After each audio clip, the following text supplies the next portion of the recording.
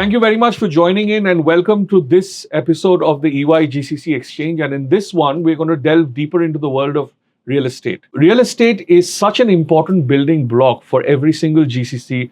And we thought this would be the ideal topic given that there's so much happening in the world of real estate. So I'm going to start with you, Krishna. Since you represent Tablespace, what are some of the key trends that you're seeing in this market and specifically as it pertains to the GCC world? Yeah, I think in real estate, in the last 2 years, the GCC has really catapulted the demand as we go along in terms of all segments of real estate.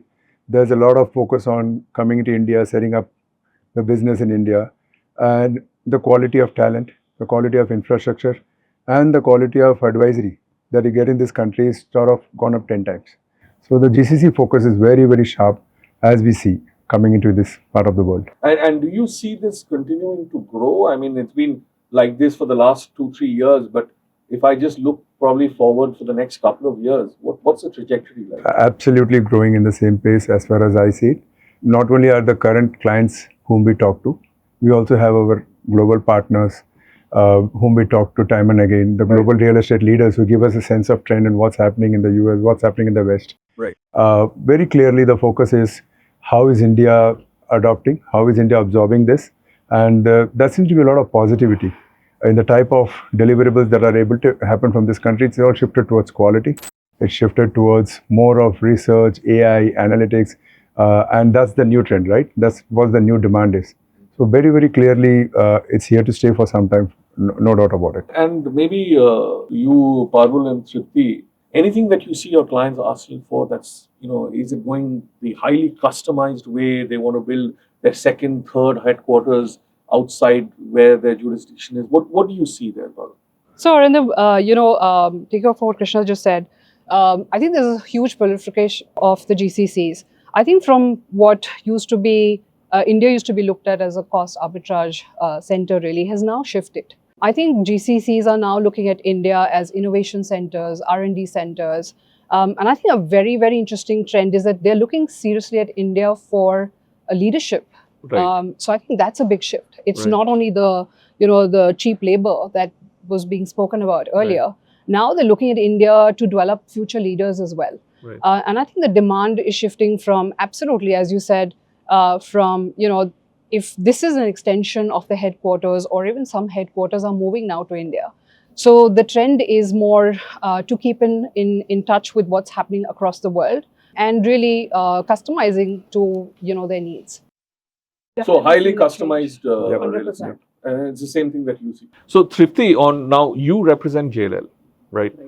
Which is a very large global organization as far as real estate is concerned. Now, one of the things that is also being talked about quite extensively is a saturation of tier 1 cities in this country. When you look at the major hubs, Bangalore, Hyderabad, Chennai, Pune, Delhi, I mean, people believe that they're reaching their limit in terms of how many centers can be opened.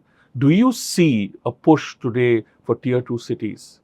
Is it a serious enough push? I think I want to put this in context, right? And we've all heard these great numbers multiple times. So 1,700 GCCs in India. Out of this, and I was doing some numbers before I walked into this meeting, about 1,550 is in tier 1 cities, which means only about 150 is in tier 2 cities. I'm not discounting the tier 2 story, and we'll go into that later. Right. But I think the underlying premises, and I think Krishna and Parul both spoke about it, for GCCs coming into India is the India talent story, right? Now, where do you get that talent? That's where the GCCs are going to go, Right. right? Yes, of course, there is densification in all of these cities because they're able to pull the right talent, the migrant talent is coming there.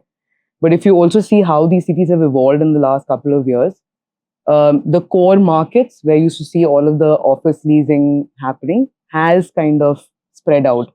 So even within the tier 1 cities, there is de-densification happening. The city limits are like redefining themselves and expanding. If I were to just look at this year absorption numbers, and this is pure play real estate, typically you see core market absorption at about 40-45%. Peripheral markets, and I'm talking about Bangalore, Hyderabad, Gurgaon, Pune, have all averaged between 20 to 30%. Bangalore seen up to 35% of leasing happening in peripheral markets. And how do you define peripheral markets? So, from if I were to look at this city, just to give you a context, it'll be Whitefield, North.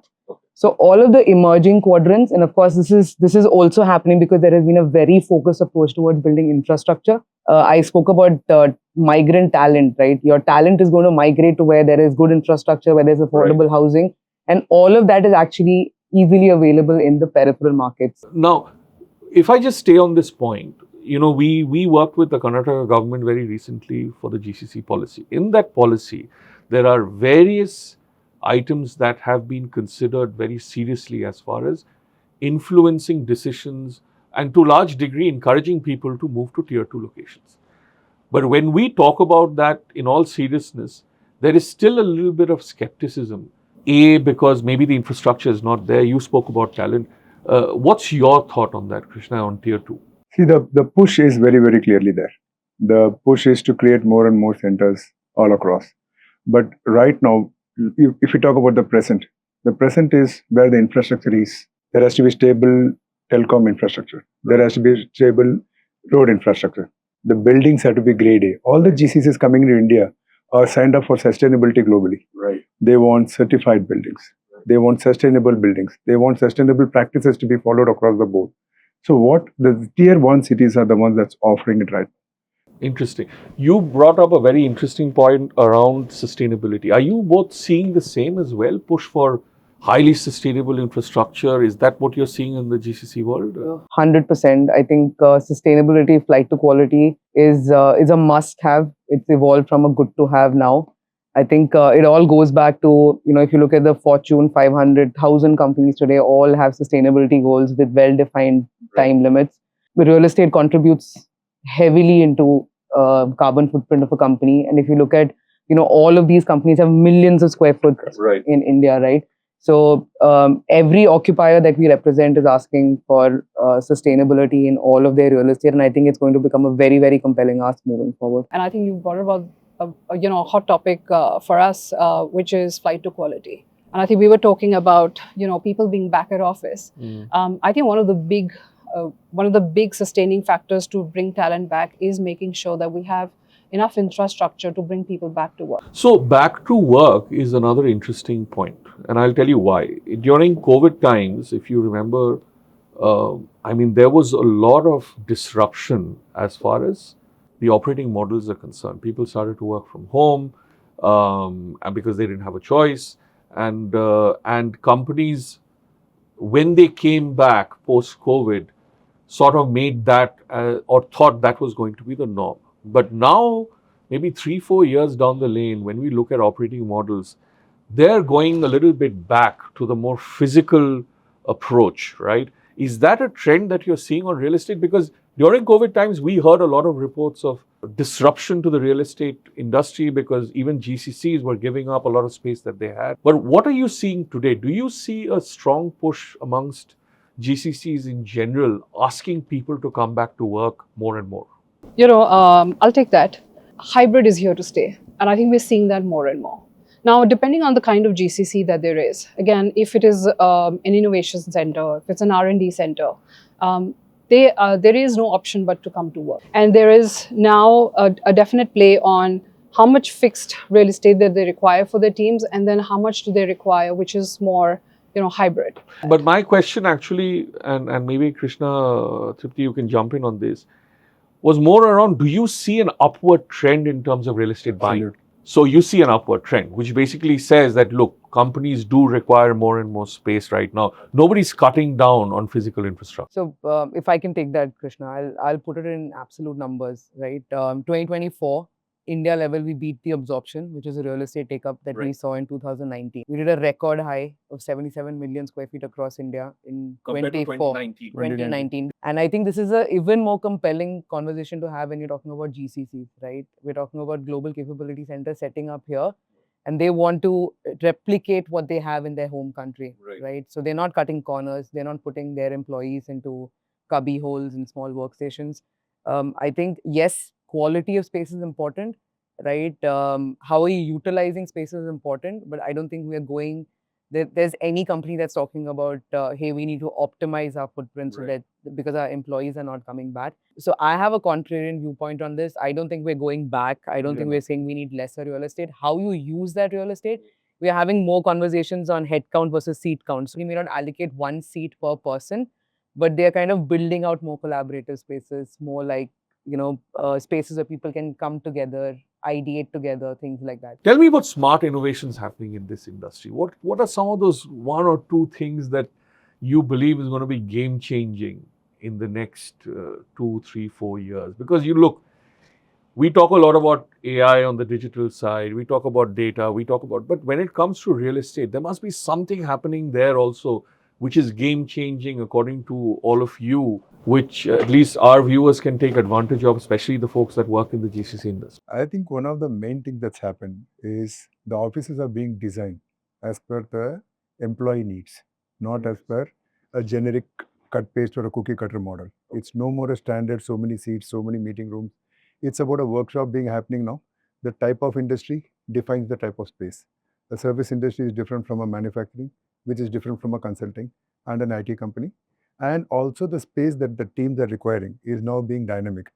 Companies do realize that what's required now could change in 6 months. Right. So for a company like Tablespace, the amount of vast experience that we have, one of the things that we realized, and we are a custom built company. Right. We customize it as per the client's needs, custom build it. The workshop actually says, create collab space at a 60-40 ratio. Later in the day, make sure the design is good enough to flip and make it into a 70-30 or vice versa, depending on the type of requirement that I have. Right now, I need more collaboration. Tomorrow, I might need more heads down. So the spaces that we build now are aligned to what the workforce needs are. So what you're saying, Krishna, is flexibility, basically, to adapt to whatever my needs are at that point and not have one size fits all. Yeah, early in the day, we used to make an office in 5 years. That's the design. And then Figure it forget out. about it. Right now, 6th month, some of our key clients have come back and said that flip this around. I need 2 more boardrooms because the number of GCC global teams coming in Right. for having central meetings is in India now. Anything else? I think to take off from what he said is because of that, I think, a couple of other trends that are emerging is, of course, technology, right? That is one. And I think as teams come in, and especially collaborative spaces, I think technology is really helping determine, which teams are coming in for that particular day, and modularity of furniture. I mean, that's a huge trend. As he said, 6 months down the line, if somebody wants to really change things around. So no more, gone are the days where you had fixed partitions and, you could move things around. So modularity of furniture is one thing that I would think is huge in helping with collaborative spaces. Technology, use of technologies. Anything from your side? Yeah, I think I'll take a step back and I'll probably make a comment on, the building or the development as such, right? Yeah. When it started, it was all about being functional, Right. being efficient, right?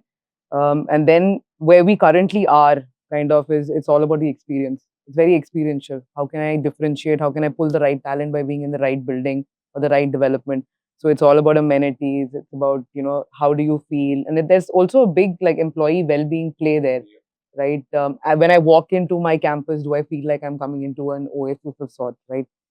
Where we are evolving towards is, I think, developers today are building buildings that are responsive to the environment. Right? And I think that's where a lot of your AI algorithms and things are being incorporated, right? How do I reduce touch points? How can I build a building to be responsive to the guys who are coming into that building, right? Which will then help me save on energy, will help me optimize common spaces, will help me do predictive maintenance on those buildings, right? So integrating, like Parul said, technology and AI to make sure that my building is actually responding to the environment is where I see the development ecosystem going in the next 5 years. So if I had to take away, Krishna, you said flexibility.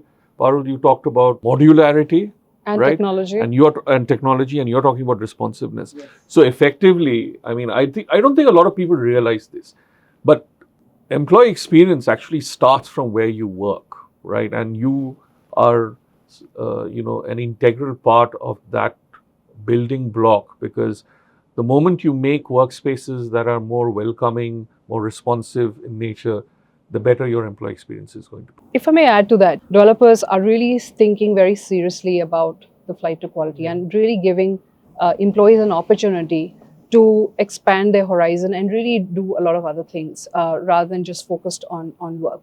And that's absolutely a new trend now. No, that's fascinating. So, look, if I had to sum up this discussion, what I've at least taken away, and I'm sure people who are watching in will, real estate continues to grow, especially as it comes to the GCC sector. We spoke a lot about sustainability and the fact that sustainable buildings are an integral part of every GCC ecosystem.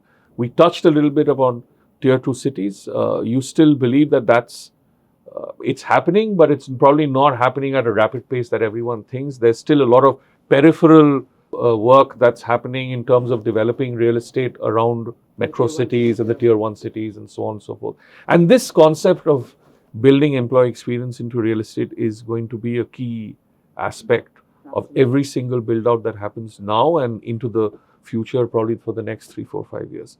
So that probably is a good indication of where we are heading specifically as it relates to GCCs. Thank you so much for joining in. Krishna, Parul, Thripti, it was a wonderful conversation. And for those watching in, thank you so much. And we'll come back soon with the next episode in the EY GCC Exchange. Thank you and take care.